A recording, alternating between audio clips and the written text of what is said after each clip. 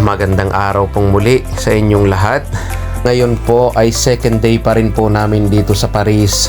Ngunit dahil nga po nagdatingan na yung iba naming mga kasama, ay gumawa po ulit ako ng video ngayong gabi.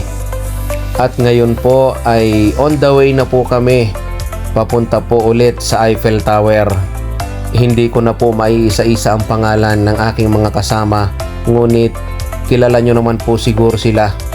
Sila rin po palagi ang laman ng aking mga video. On the way na po kami sa train at hindi nga po nagtagal ay heto, dumating na rin po ang aming sasakyan. Marami pa pong mga kasama namin sa Vienna ang pupunta dito dahil nga po nabanggit ko sa inyo na dito po ay may gaganaping CFC conference. At ito po talaga ang pinunta namin dito. Isinabay na lamang din po namin ang aming bakasyon. At heto po, nakababa na po kami ng train at pinabibilis ko na po ng kaunti ang aking video dahil mababagal po maglakad yung iba. Sa mga oras po na ito ay 10:30 na po ng gabi at bukas pa po ang breakfast.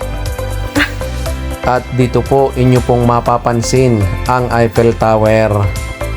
Napakaganda daw po ng ilaw nito sa gabi kaya pinuntahan ulit namin. At bukod doon, may plano rin po ako mamaya. Ito po ang ibibigay ko sa aking misis nang hindi po niya nalalaman.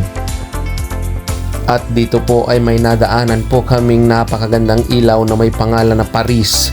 Kaya naman po isa-isa po kami na nagpa-picture. Sa totoo lamang po ay marami pa rin po kaming mga kasama sa Vienna na susunod pa rin po dito bukas. At ito po si Mrs. Wala po siyang kaalam-alam sa mangyayari mamaya. Dito po sa aming kinatatayuan ngayon ay halos malapit na po ang Eiffel Tower. At sa patuloy naming paglalakad ay heto, ayan na po at narating na po namin nang malapitan ang Eiffel Tower. Bukod dyan sa dilaw na ilaw na yan ay mag-iindap-indap daw po ito mamaya. Kaya't heto po, eksakto alas 11 umilaw na po siya. At talaga naman pong nakakabighani ang ganda ng pailaw ng Eiffel Tower na ito. At sa part po na ito ay isa-isa na rin po kaming nagpa-picture.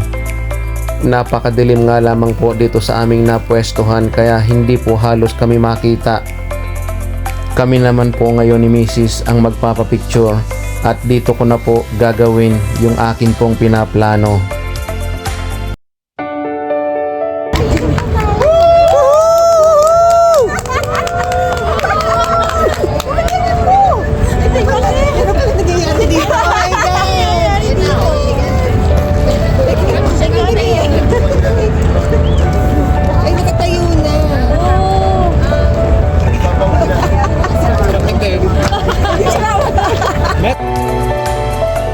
Ayun nga po, nagulat po silang lahat sa akin pong ginawa.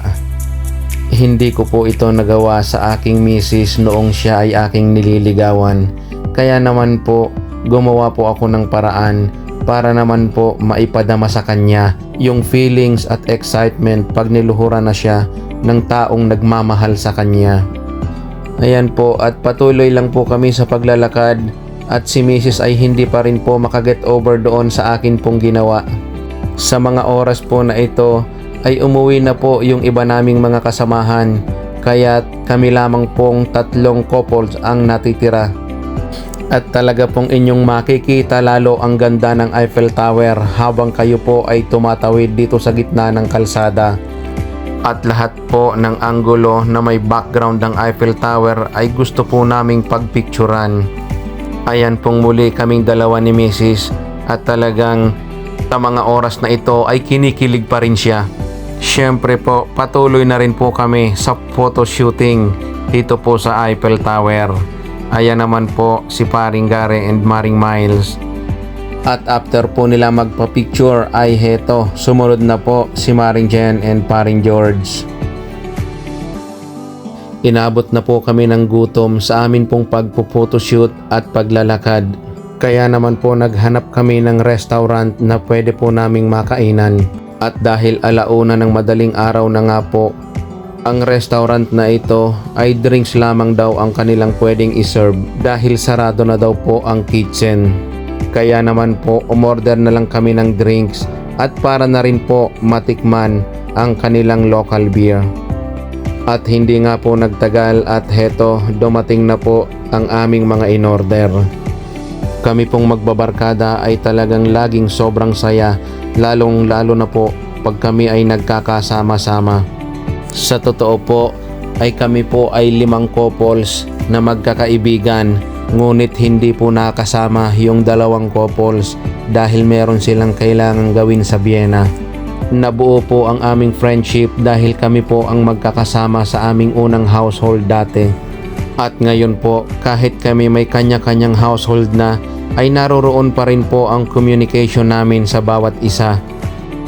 Tigi-isang beer nga lang po pala ang aming ininom sapagkat kami po ay nagulat sa presyo ng kanilang inumin. Basta't kami pong 6 ay tigigisa lamang po ng inorder ay 100 euro na po kaagad ang aming bayaran. Buti na lang din at sarado na ang inyong kitchen. Ang isa niya nasasabi yan. Masyadong open yun, nagano masyadong open. Masuma talaga yung tama na ito. Baka pwede bang magpahamon? Wala pa yun, tama yun. Ayan po at ganyan lang po talaga kami kung magsama-sama. Laging puno po kami ng tawanan. Hindi na rin po kami nagtagal at ang isa pa ay magsasarado na rin po ang restaurant. Kaya nag-decide na rin po kami na umuwi na. Sayang sana dahil medyo nabitin pa po kami sa aming mga kwentuhan. Hanggang dito na lamang pong muli at abangan nyo po ang aking mga susunod na video. Maraming salamat po and God bless sa ating lahat.